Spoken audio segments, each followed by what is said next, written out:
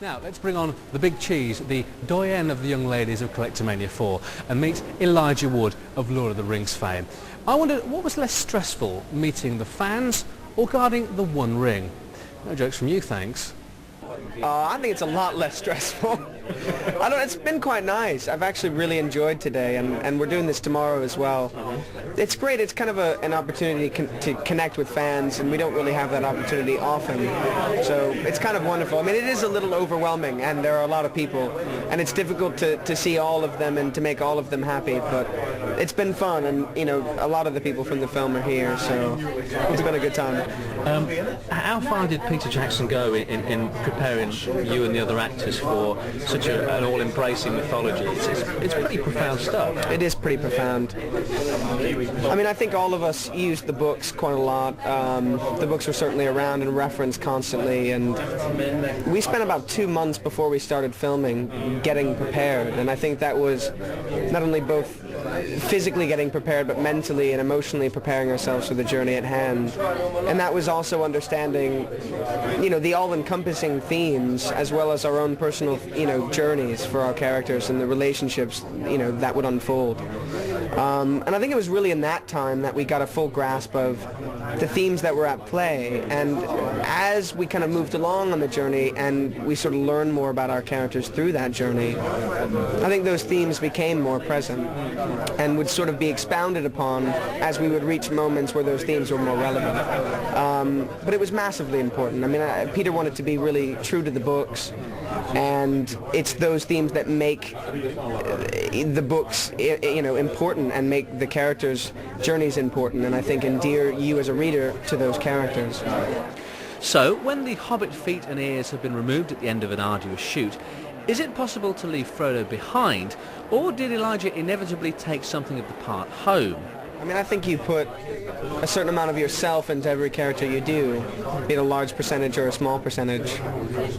I don't know if Frodo necessarily followed me home in terms of, you know, the burden that he was dealing with, or, you know, mentally or emotionally what he was going through in terms of the darker moments. But I think the character's always with you, to a certain degree. Not in any noticeable way, but, you know, certainly when you're in that world for as long as we were, you sort of where the character ends and you begin starts to blur after a while, I think. All three of the films use blue screen and CGI technology, and other techniques, including tennis balls or a C-stand. New balls, please, Mr. Jackson. or like right on, almost on the lens a lot of the time as well, because Peter loves his close-ups. So how do you react to things that often weren't there? In theory, it's a challenge because obviously it's all about imagination and making believe that something's there and having a somewhat of a visual in your mind of what it is you're reacting to. But for us, it became so normal. You know, we had to react to things that weren't there constantly. I mean, I think the most challenging initially was probably Gollum, because it involved physical interaction, not just simply reacting to something. You know, once it took a while, I think, to get over that and to get used to that process. But once we got used to that, it was another day on Lord of the Rings. Of course, it wasn't always about visualization for the actors, as help was often at hand. Back to Elijah. We were also blessed with some of the most incredible artists in the world that had constant references as to what we were reacting to.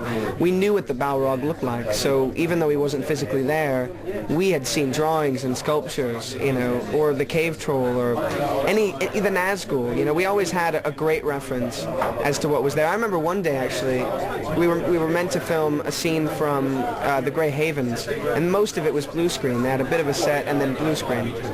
And so we were all very curious as to what the Grey Havens was going to look like.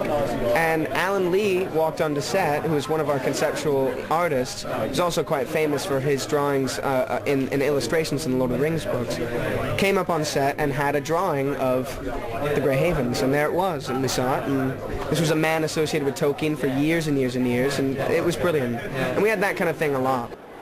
Well, the trilogy has now reached its conclusion, and the cinematic denouement has unravelled itself. Why does Elijah think that Return of the King lived up to all that hype?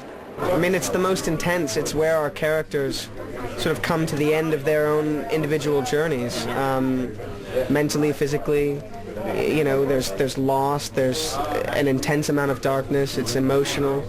but it's also the completion of the story. So for those that have seen the first one, who have been with our characters through the second one, they want to see what happens. And I think that's sort of built in, not to mention the fact that I think it's the best film. And fans of the book know that too. It's the completion is pretty intense, and there's a lot of payoff, and I think that people will be appreciative of what we've done, and it will make people cry quite a lot. I've never been made to cry that much from a piece of film. Not bad. So what else has been on the cards for Elijah Wood as an actor? I did a movie earlier this year called Eternal Sunshine of the Spotless Mind that Charlie Kaufman, the guy who wrote Being John Malkovich, an adaptation, wrote. And Michel Gondry, who's an amazing French director, done a lot of videos for Bjork, so on and so forth. Brilliant. Directed. And Kate Winslet's in it, and Jim Carrey, and Kirsten Dunst. And it's a really interesting film about the erasing of people's minds. So I think there's been some of that today.